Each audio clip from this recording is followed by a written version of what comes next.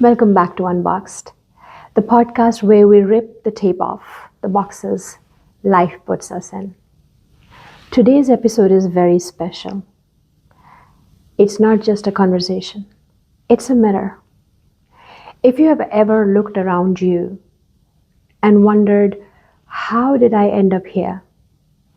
If you're high achieving but empty, surviving but not alive, if your success feels scripted, like it wasn't even written by you, then you are about to meet someone who can help you rewrite your story.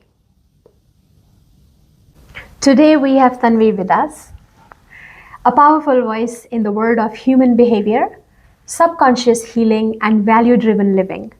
Her work is guided by the VMG method, value, mind, goal. And I promise you, by the end of these 15 minutes, you won't just understand your patterns, you will feel them in your gut. Let's dive in. Then let's start with a punch to the gut. How does someone know if the life they are proud of is actually just survival script they learned as a child? It's a very powerful question. And first of all, thank you so much for having me here. I'm so privileged to be given this platform to share what I know and share this beautiful method that I believe that each and every one of you who will listen now or later can absorb it and implement this beautiful method. It's a beautiful question, and I want to go a little deeper. Now, today's conversation, I don't want to go on the information that is available on the internet. We'll go a little deeper and we'll try to understand how the subconscious mind is formed and how we are still living in subconscious. Before I begin our conversation, the first thing I will answer is what is survival, because your question was beautiful, that we need to understand why we are in the survival script. Survival is our basic instinct. It's basically how it's our mind and body's attempt for protection, either protection physically or emotionally. Right. As children, when a child is born, or he is relying on the caregiver, so he's relying on the love, the safety that the parents and the caregivers are providing him. And when that is threatened, when that basic need is threatened, through maybe neglect, through conflict or chaos, then the child starts becoming in a survival, or we become in a survival state. Yeah, and that's emotional. Now, I want to dig deeper and understand how the brain is. Okay, we all have 5 basic brain waves. So the first brain wave, I would say, is the beta brain wave. Now, beta brain wave is where you and me right now are. We are conscious, we are having a conversation, we are doing high task, we are Right. tasks. So this is where beta brainwave is. This is where mostly all adults live. The second is the alpha brainwave, which is basically a little bit of a less, like a light relaxation, having a cup of coffee in the morning, So that's where the alpha brainwave happens. And the third brainwave is the theta brainwave, which is the imagination state. It's deep relaxation and imagination. It's the early childhood stage. All children are living in theta, even while they are awake. So now the fourth one is the delta, which is the deep sleep, the dreamless sleep that we have. And then is the gamma, which is the high focus. Not many people reach the gamma level. So as a normal human being, you and me, we are basically, say for example, when we wake up, we are in alpha, beta throughout the day. And in the evening, we go down to alpha, theta, delta, back to theta, back to beta, alpha, and then beta. This is how our day works. Right. So this is the main, how the brain waves work. So here I'll tell you, one of the best things I have learned, and this is a stick figure diagram by a philosopher, an author, Canadian author, who sadly passed away some years ago. His name was Bob Proctor. Now, as our mind cannot really see without imagination, or cannot see without picture, cannot believe anything without picture. So he's created a stick diagram, which I'll explain quickly, so that you can understand how the subconscious is actually formed. Now, Bob Proctor, just imagine this is our mind. This is our body. Yeah. So when a child is the age of 7 or 8, as I said, Let me hold it for you. Yeah, thank you. And when the child is 7 or 8, he, as I said, that he is living in theta brainwaves. Everything that he observes falls into his subconscious mind. So this is the beginning of the subconscious mind. Right. So by the time the child is actually in the mummy's tummy, till the time the child is 7 years old, his subconscious is wide open. Right. So anything that happens around it, it comes to the subconscious mind. After the 7 or 8 years, this closes and we have the formation of our conscious mind. Right. Now, conscious mind, we see and perceive the world through our 5 senses, which are the eyes or the sight, the hearing, the smell, the taste, and the touch. So everything now comes from our senses. This is our body, as I said. So conscious mind is where the thoughts come in. Subconscious mind is where our beliefs are. Body is where the action comes, which results in our behavior. 95%, and this is proven science, 95% of the time we are all living in our subconscious mind. 5% we are conscious. Why is that though? Because when we are children, I mean, this is very interesting. We haven't seen it from this angle, really. Yeah. And I really want the people to, if you can just quickly take us through, why is it like this? This is how, as I said, when we are in theta, it's a very absorbent state, right? So everything that is happening around us, we are perceiving. So everything, the people around us, whatever they talk, if say, for example, when we are children and we see a lot of conflict happening in our families, a husband and wife, mother, father, they are fighting all the time. So it starts coming into our subconscious mind. And it becomes like a house here. Okay? Now, our basic instinct or survival instinct would be, I want to run away from this conflict. Yeah. I don't want to see what's happening in Correct. front of me.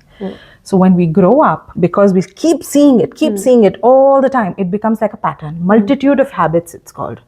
So it becomes like a pattern. Now this pattern becomes a paradigm.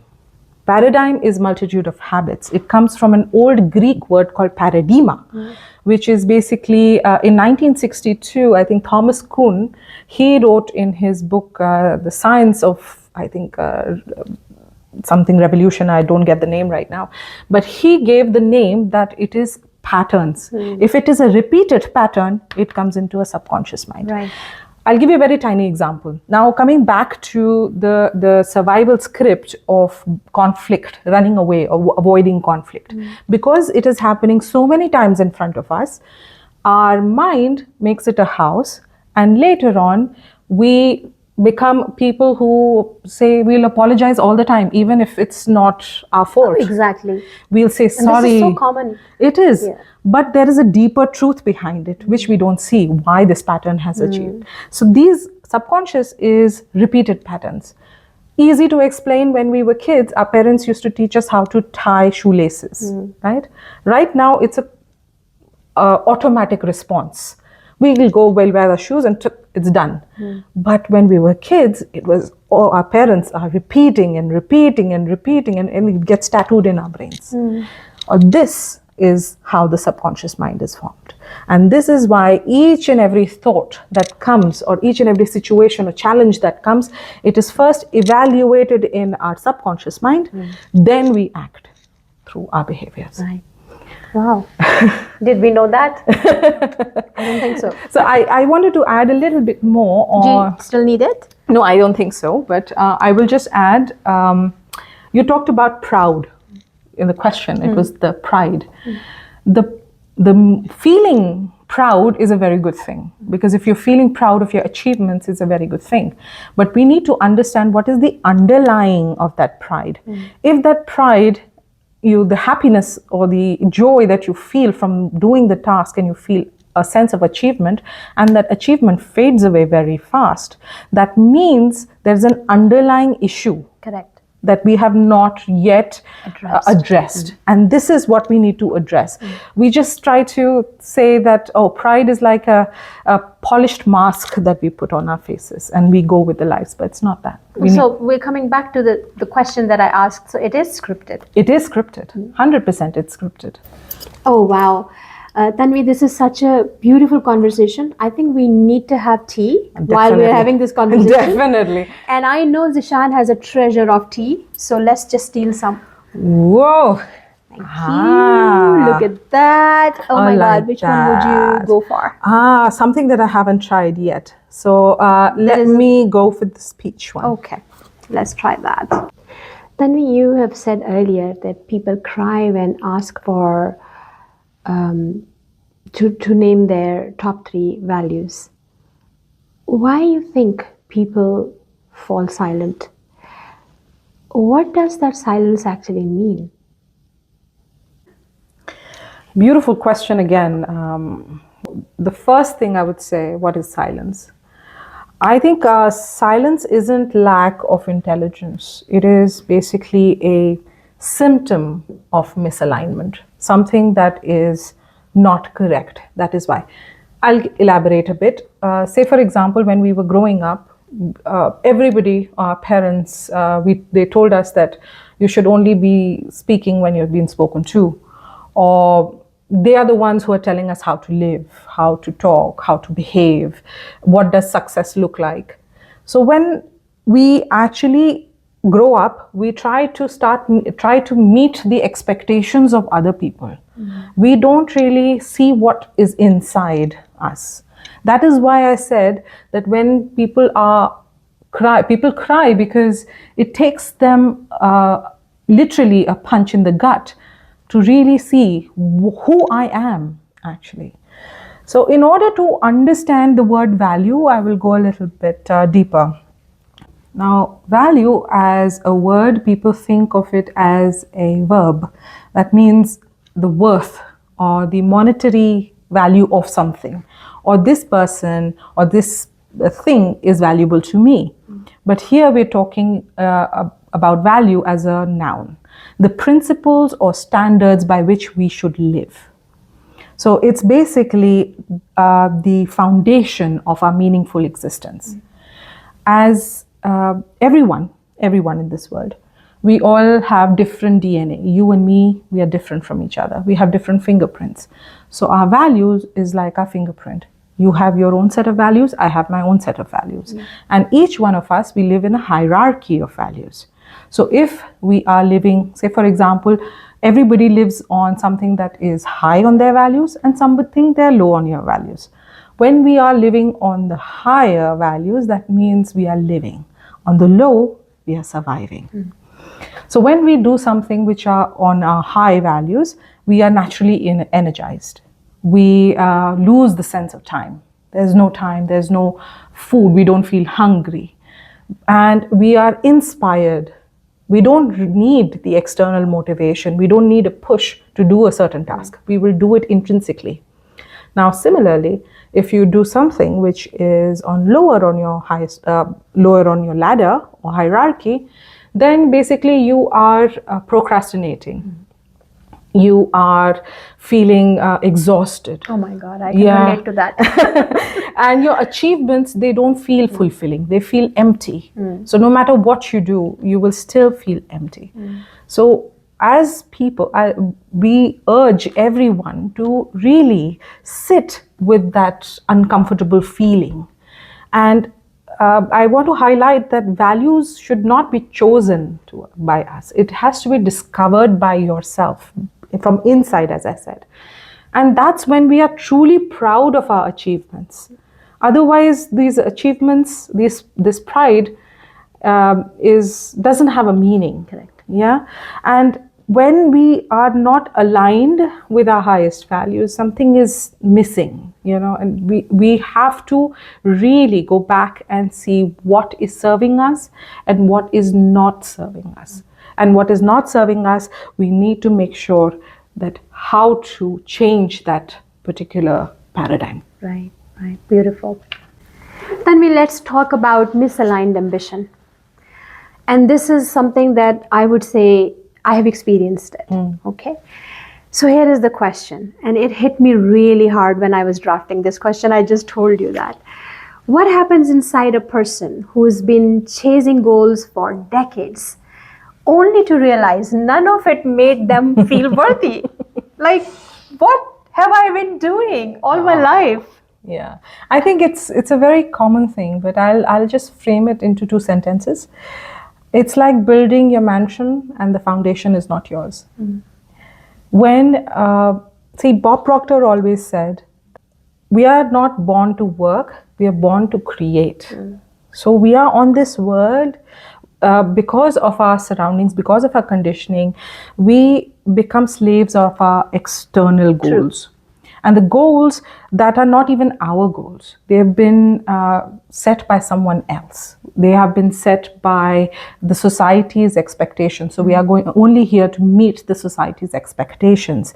And when we do those things, we seek validation from other people. We seek that those people are, we are showing off actually. True. So we want them to see who we are and we've accomplished so many things. But underneath, a different truth lies. So when we chase a goal that is not ours, it's someone else's, it belongs to someone else, or it has been imposed on ourselves, we are living in misalignment. Now, we spoke about value in the previous question. The goal has to be in sync with our value. It cannot be not in sync. So the number one step, as you said, value, mind, and goal, is to find out what your value is. The mind is the tricky bit. We've already discussed it. And then comes the goal. So the goal and the value has to be in sync. It has to be congruent. If it's not congruent, there's some misalignment. So when there is a misalignment, or there is the value and the goal doesn't match, the achievement, the sense of achievement is not there. It's very short-lived. We begin to live in a dopamine loop. We find the highs, a dopamine rush comes in, crash, and then it fades fast. And then we get addicted to the same highs all the time. And it becomes a underlying pattern that we only chase those dopamine shots. Now, if your value and your goal is aligned, you're like Dr. Nada, one of the persons I always reference, Dr. Nada, who has a PhD in body healing, and she always says that, or she researched that our brain, I learned this from her, so our brain has a pathway, so it has a dopamine pathway. So when there is a dopamine rush, our dopamine goes to the amygdala part of our brains. But when our value, we are doing things with our value and our goals are aligned, the dopamine passes through the prefrontal cortex, making it more firing and wiring happening in our brains. So that is why we feel more energized and we feel more intrinsic pleasure. Not pleasure would be the wrong word. Intrinsic happiness. Yes. Pleasure is short-lived. Yeah, sustainable. Sustainable happiness. So if our value and goal are on the same path, are on sync, it is a very joyful journey to go on. And when you ask that many people cry, they cry because it's the hardest thing to do in life, to really sit back and see what's wrong with us, or go back to our feeling that this particular paradigm is not serving me. And why? It's because it's the most uncomfortable feeling. And you will, if you take it as a positive thing, you take it as, it's very sacred, it's very pious, because you have now realized that now I need to make changes in my life. And that realization is very personal. Yes. That's why it is sacred. And I'm talking about it and I'm feeling goosebumps, and I feel goosebumps here because this is what I love. And talking to you is making me realize it more and more today. I have to go back to the question that when I started, and I said, This is my favorite question, and it hit me really hard. See, I have always been an educator, okay? And I always wanted to be an educator.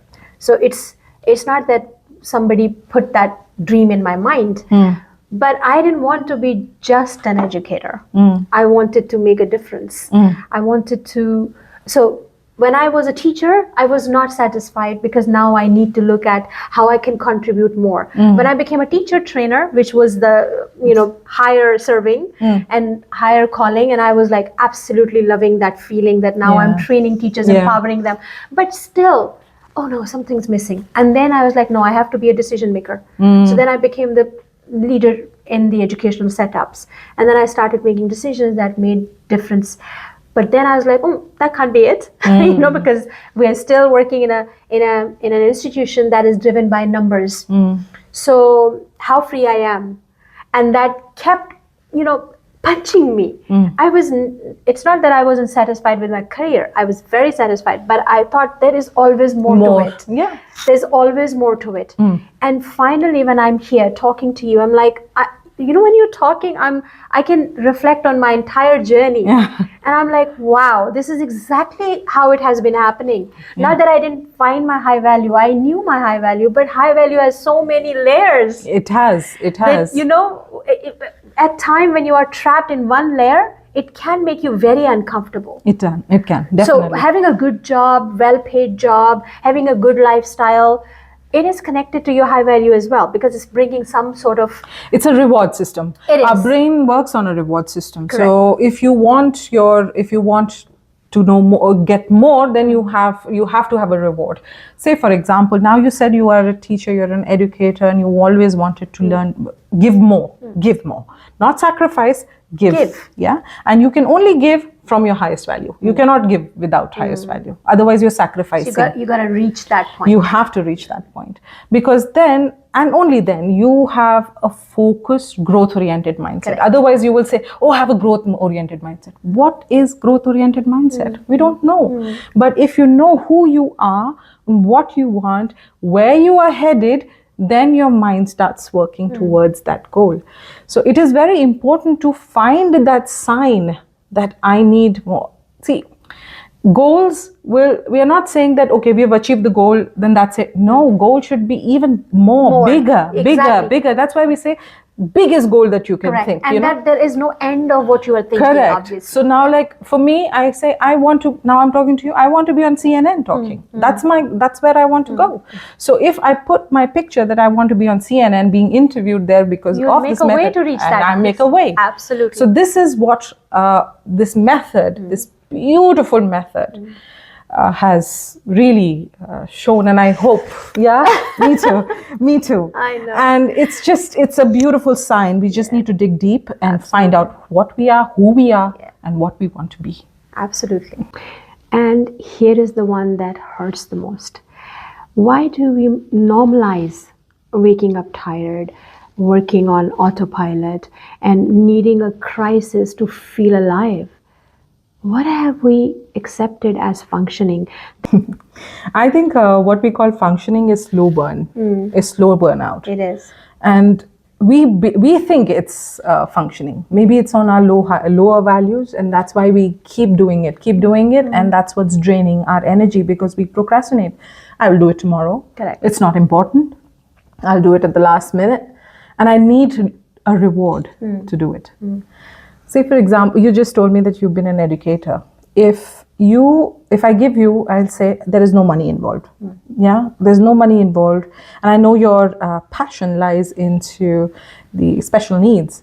I tell you at 4 o'clock, 3 o'clock in the morning, there's no reward, but I need you to go and handle this situation or teach a group of kids with special needs and their parents and everything. 3 o'clock in the morning, no money, nothing. Will you do it? I would run for it. Exactly. I'm already doing something similar, so I would run for it. Exactly. So you don't really require the reward to do something that is high on your value. Reward will come. And that is one of the things why we feel exhausted, because we don't want to change. And change only occurs in 2 scenarios. The number one way is if there is a shock. The shock has come. There's a sudden illness or anything, then only we will change.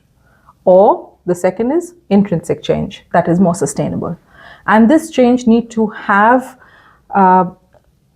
needs to have the understanding of the value. If it doesn't, then it will not stick.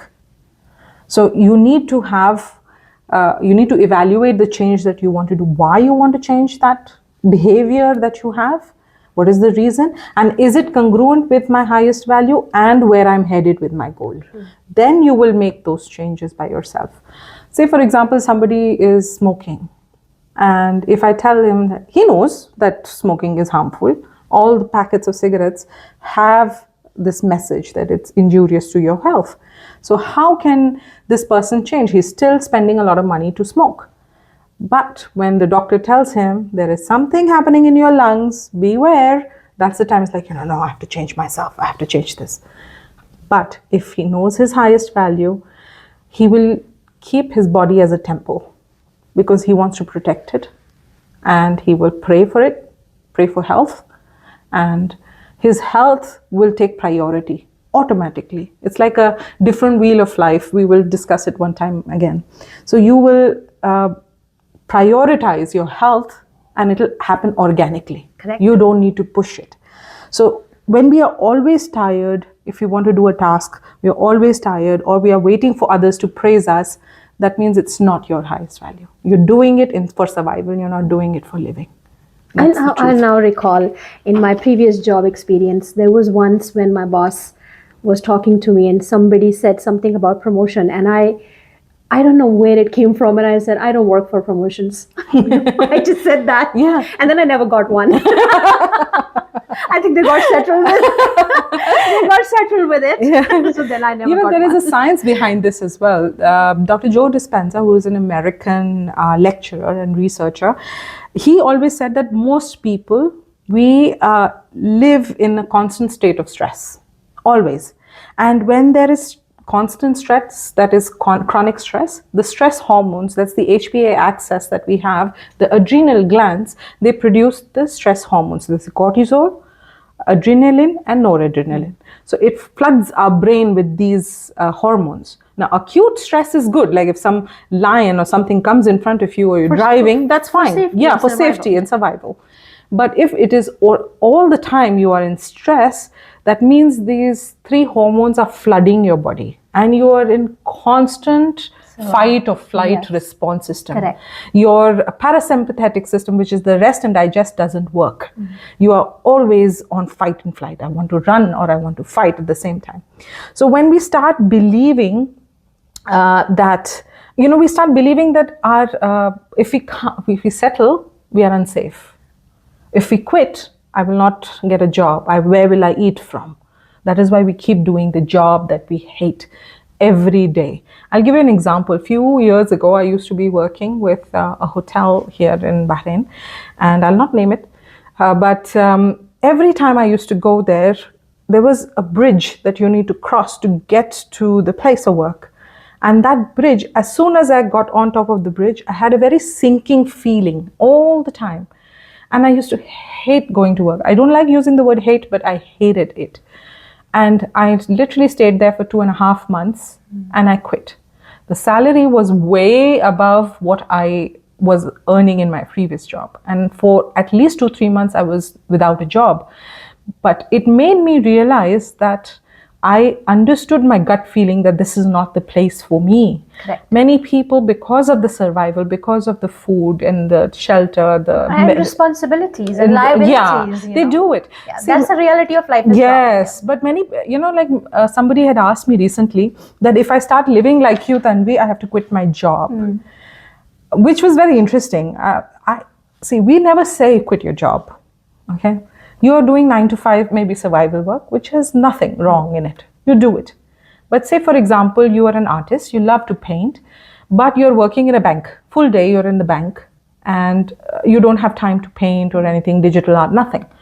But when you get back home, how do you spend that time? You need to see that. How do you spend your time? Maybe 2-3 hours, 4 hours, you're painting. You go and surround yourself in your studio, or your paints or something. You're exploring different colors. Then the stress that you've been feeling, it kind of overlays with the parasympathetic system, because you are activating your rest and digest system in that sense. Or better yet, find a job which is maybe aligned. Work in an art gallery, for example, or work in a paint factory that might be close to that value. In this way, you will learn and you'll grow, and you're working with what you love. Absolutely. Yeah. Let's end with the body. The last to speak, but always the most honest. If your body could speak, what would it scream about the way we are living our lives right now? And why do most people wait for illness before they listen to their body? The thing is, body is always speaking, we are not listening. We don't listen to our bodies. We don't really sit back and see what is happening to us. See, our body is an internal mirror of our inner world. It's a mirror of our inner world. So whatever we feel, our body will project. You remember the stick figure diagram I talked to you about? So the stick figure diagram, our behavior comes from our body. So the body is where the actions happen. And if our thoughts, if our beliefs are not in alignment, then the body doesn't create the right action. And if we stop that action from happening, it internalizes that belief system. And that creates health issues. So like what I discussed about chronic stress, when chronic stress or when chronic hormones are always being produced in our body, it leads to chronic illnesses. It can lead to diabetes, even cancer, heart conditions. And I do these conversations with Dr. Nada all the time. Every month we discuss these chronic diseases. And I strongly, there's a science behind it. There's epigenetics that goes into it. So if she explains it very nicely, say for example, this is our gene, epigenetic is above our gene. So if there is chronic stress, all the time the stress hormones are being produced, this opens, making our gene vulnerable. We are all born with all the diseases in ourselves. Now it is up to us if we want to activate that illness or not. That's up to us if we want to give it special attention. We need to understand if something happens to us, we go to the doctor, say for example, it's normal, we go to the doctor, our sugar levels are high, our cortisol is high, which happened to me very recently. So what it made me feel, yes, initially I saw my result, I was like, oh, shoo, I have high cholesterol. How can then when I sat down with myself, I said, there's something in my life happening that needs attention. That is why this is happening. And I'll tell you what, because when you asked me about the high value, I have been diving deep into this method and talking about this method for past 2.5 years deeply. But I only could figure out who I am or put a title to who I am last week. Wow. So if we would have met, say about a year back, and you would have told me, Tanvi, can you please tell me a title that I want to put it under your photograph on the picture that you will share? I have no idea what I have to tell you. Right. I know everything that I'm doing this and this and this. But I can't give you a 100-word document that this is who I am. I have to create it in a smaller format so that it combines everything I do and I tell you on a platter. And I was not able to pinpoint that, who I am. So last week I had like epiphany. And when I had that epiphany, if I show you my message, I send it to Mr. Ahmed that this is my title, Speaker and Researcher of Human Behavior and Intentional Living. And then I said, and I love it.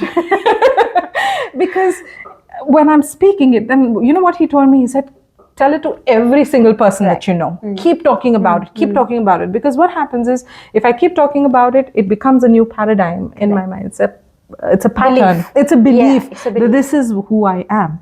So basically, many people, they wait for that shock to happen. With this method, understanding who you are, highest value, creating a growth or supported by this mindset, and then creating a growth-oriented choices in life, you will be truly awake. And you will be truly aware of your body, of your mind, of your life. As we are reaching the end of this podcast, I want to ask you if you have an advice for the people who are watching right now. I think the best thing that you can do right now, everyone who's watching, and I'm talking to you, everyone here, is pause. Pause and reflect on yourself. Pause and ask, what part of myself I have been ignoring so far? Am I living for myself? Am I living for my kids, for my family, for my husband, for who? Where am I in that? Once you understand where you are, that means that's the first step of awareness. And once you have that first step of awareness, you can start building yourself from that. So the awareness is number one. Beautiful. Thank you, Tanvi. Thank you. If you're wiping your tears right now, or just sitting still in a silence, good. That silence, that stillness, that's where the rewiring starts.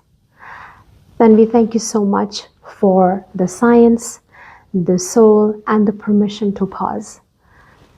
I'm sure that it was very much needed for our listeners. If you are listening and feeling stuck, confused, or just disconnected, the VMG method is a lifeline. Try it. Tanvi will be coming back to us as a panelist. We are holding a panel discussion for the parents who have children with special needs. And it's very important for the parents to realize that in order to parent these special minds, they have to put their well-being on the top of the list. Until next time, don't just check boxes, unbox your life. This is Seher. Stay bold. Follow and subscribe to Beyond the Box. Together, we're building the future of education.